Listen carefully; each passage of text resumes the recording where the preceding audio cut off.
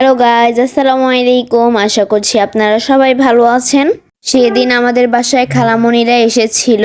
ওয়ারিশা তো আলফিদা ইবাদাতিকাকে পেয়ে অনেক খুশি। তাই সে জানলা দিয়ে তাদেরকে দেখার সাথে সাথেই দৌড় মেরে নিচে গিয়ে তাদেরকে কোলে নিয়ে নেয়। তো যাই হোক, তারা আসার পর আমরা সন্ধেবেলায় একটা রেস্টুরেন্টে গিয়েছিলাম। রেস্টুরেন্টের নাম হচ্ছে সাফরন। রেস্টুরেন্টের ভিতরে কিন্তু খুব সুন্দর করে ডেকোর করা ছিল। তাদের ডেকোরেশনটা দেখে কিন্তু আমার কাছে অনেক ভালো লেগেছে। এইখানে মেনু কার্ড দেখা হচ্ছিল। বেশ কিছুক্ষণ মেনু কার্ড দেখার পর শেষমেশ খাওয়ার অর্ডার দেয়া হলো। এরই মধ্যে তারা আমাদেরকে ওয়েলকাম ড্রিঙ্ক দিয়ে গেল।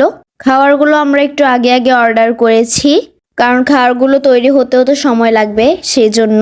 এইখানে আলফিদা আর ওয়ারিশা পুরো রেস্টুরেন্টে হেঁটে হেঁটে দেখছিল বলতে তারা পুরো রেস্টুরেন্টে হেঁটে হেঁটে দুষ্টুমি করছিল। কারণ আমরা গিয়েছিলাম প্রায় 9টার দিকে, তাই মোটামুটি পুরো রেস্টুরেন্টটা ফাঁকাই ছিল। আমরা এত দেরিতে যাওয়ার কারণ আমরা সেখানে ডিনার করব, তাই।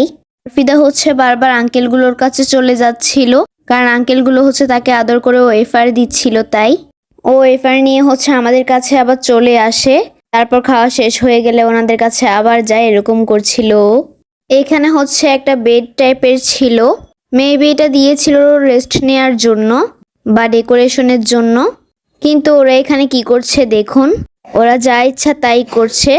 ওরা একবার বসছিল, একবার শুয়ে যাচ্ছিল, আর একবার বালিশ ছোড়াছড়ি করছিল। মানে ওদের দুষ্টুমির কোনো শেষ নেই।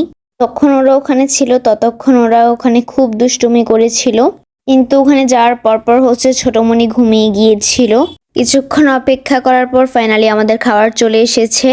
তাদের খাবারের টেস্ট ভালোই ছিল, কিন্তু দাম হিসেবে কোয়ান্টিটি কম ছিল। খাবার এনে রাখার সাথে সাথে আলফিদার ফ্রেঞ্চ ফ্রাইটা খেয়ে টেস্ট করছিল। ফ্রেঞ্চ ফ্রাইটা আমার আলফিদার ওয়ারিশার খুব পছন্দের খাবার, তাই হয়তো দেখার সাথে সাথে নিয়ে নিয়েছে খাবারের জন্য। তো যাই হোক, এই জিনিসটার আমরা ভিডিও করতে ভুলে গিয়েছিলাম, তাই একটু খাওয়ার পরে মনে হলো, তাই ভিডিও করে নিলাম।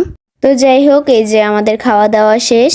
তো নিচে নামার পর দেখলাম যে এখানে একটা খেলনার দোকান আছে। তো সেখান থেকে আলফিদা একটা জিনিস বারবার ধরছিল, তাই খালামণি ওকে এটা কিনে দিয়েছে। তারপর আমরা চলে যাচ্ছিলাম বাসার উদ্দেশ্যে। তো গাইজ, আজকের ব্লগটা ছিল এইটুকুই। সবাই ভালো থাকবেন, সুস্থ থাকবেন। আসসালামু আলাইকুম।